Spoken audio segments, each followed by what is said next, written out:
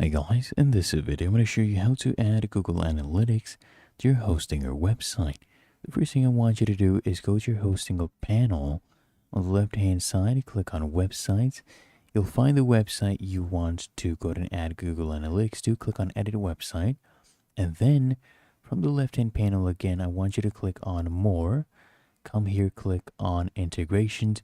Just scroll down until you see Google Analytics right here. And what I want you to do is just go ahead and type in your Google Analytics ID.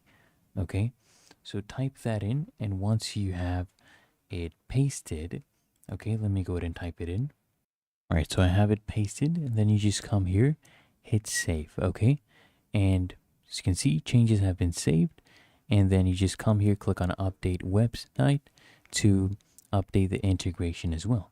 Really that easy. So if you found this helpful, make sure you smash the like button, subscribe to App Mentor.